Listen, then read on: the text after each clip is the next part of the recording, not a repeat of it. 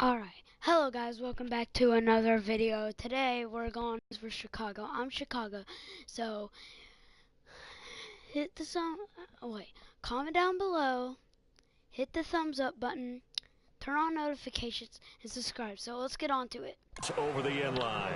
The Bears offense now getting ready to take over. Alright, and last time this unit was out here, costly turnover, and then that turned into 6 points. They've got to make amends. And how many times have we sat in meetings with coaches and they use the term complementary football? Offense take care of the defense. Defense. See if they can recoup and recover. Now Cutler on first down. Miller on the catch over the middle. And they're able to get this one across the 35. A nice pickup there of 11 yards, and it'll move the sticks. Completion was given up, but that's why you play zone defense, so that you can have people around the ball when it's caught, and you don't give up much run after the catch. And now he'll tuck it and run. Looking for an opening, not much there. He'll get it to the 39. 3 yards on the pickup there, and it'll be second down. Anytime you decide to use your quarterback as a runner, most of the time when you design a play, you're expected to break a little bit bigger than this one, because when you run him on short gains, your risk reward and him taking hits, I'm not sure that's the payoff they were looking for. Here we go with 2nd and 7.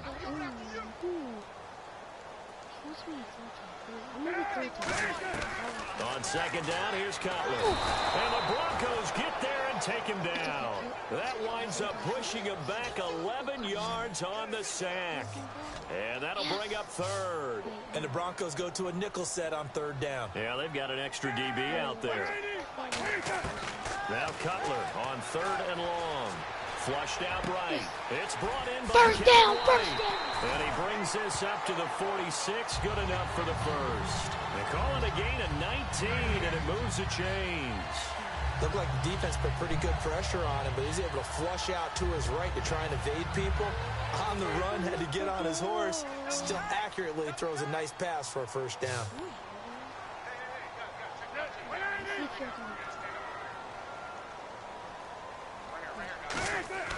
Throwing now, Cutler on first down.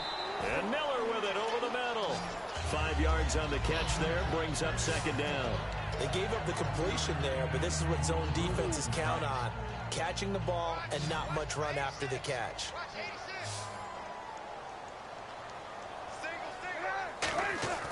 On 2nd down, Cutler. Buying time to his left.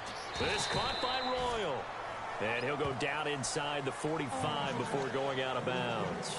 And that's why you do all the drills that you do from the quarterback position, because you're not going to just throw to your strength. The right-handed quarterback naturally will want to move to the right side to throw the football. But sometimes you've got to go left, and that's exactly what happened on that play. Forced to his left, still able to accurately throw it downfield for completion. The catch made by Miller. That goes for a gain of 31.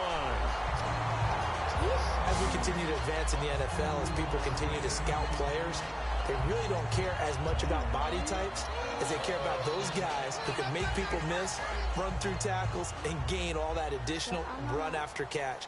Anybody who has that ability, they want them on their team. Brandon Gaudin, Charles Davis back with you as it's Bears football here to begin quarter number 2. And they're on the move here. They've got it 1st and 10. This is Perry. And he'll get this one down to about the 10-yard line. Give him a couple on the... Still pay dividends because they can take their toll on a defense and they can add up as the game goes along. You control the clock, you control the ball, and that way you often control the game. They'll lose a yard that time, and that's going to lead to a 3rd down. Man, wasn't that long ago that the guy playing that spot was an outside linebacker type of a guy. Now, as a defensive end, how about the speed that he used to get into the backfield and make the play? Out of the huddle now for play number 9 on this drive. This is 3rd down and 8.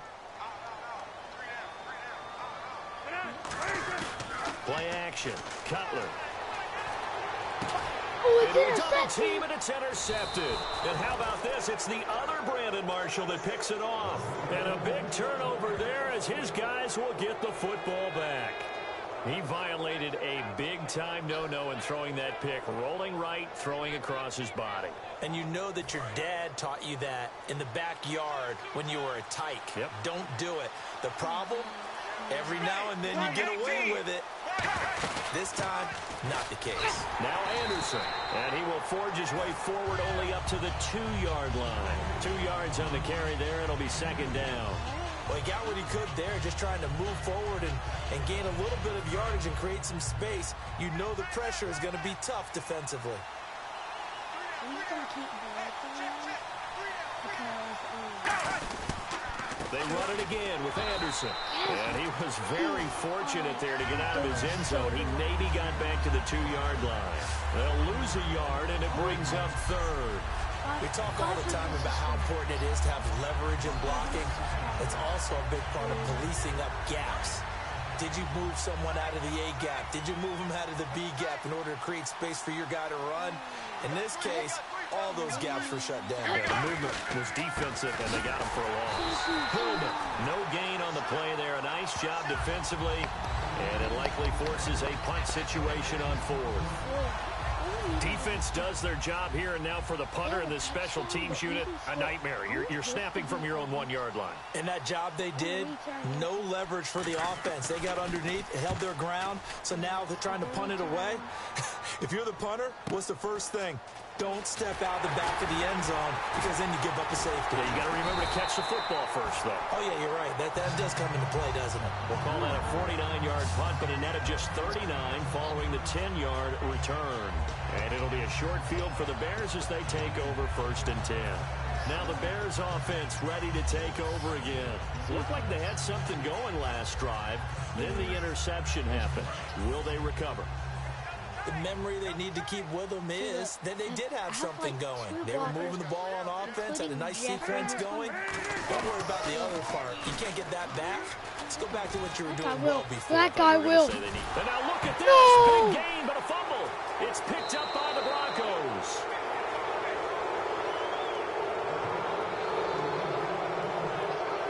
The psychology of the game never ceases to amaze me because you would think my there would never be a fumble from what we hear from coaches all the time, right? And how much they practice not fumbling. Practice it, preach it, talk about it all the time. You would think no one would ever turn it over. Yet they are humans out there running around, and we just saw another one. Opportunistic by the defense. The Broncos offense now gets ready to head back onto the field. And a tight game after punting last time. See if they can get something going on this drive. As they head to the field now, with the game this close, we need to make you got to feel there's a sense of urgency for them going on offense right now. But they have to do it without letting panic creep in and affect their play. A little lull in the action here to go over an offseason storyline. It's kind of interesting. L.A. a couple years ago, they have no teams, and now they're going to have 2 with the move from San Diego to L.A. What does that mean for the league and for the Chargers? It seems like an easier transition, doesn't it, than St. Louis when they moved back to Los Angeles. Less culture shock. Less culture shock. Obviously trying to create an identity in the market they haven't been in a long time. They began as the Los Angeles Chargers, but only played 1 season as such. And they get 10 yards there and convert on third. And they're on 3rd and short. They just tried to spread the field. It worked. And I think that the spreading of the field, the extra receivers, has really become the next in the evolutionary chain in the NFL. Go all the way back in that situation, you're handed to the fullback, right? As we evolve, maybe you pitched it to your tailback. Now you spread the field, and you have your choices of where to throw. And complete it for a first down. Well, usually you don't think of the cornerback coming in for a no-gain play, but that's what we had there. Nice tackle. Yeah, and how about the range, too? Coming from the outside part of the play, moving his way into the inside and making that play happen. No gain for the offense, big play for the defense. Under pressure, and down goes Sanchez.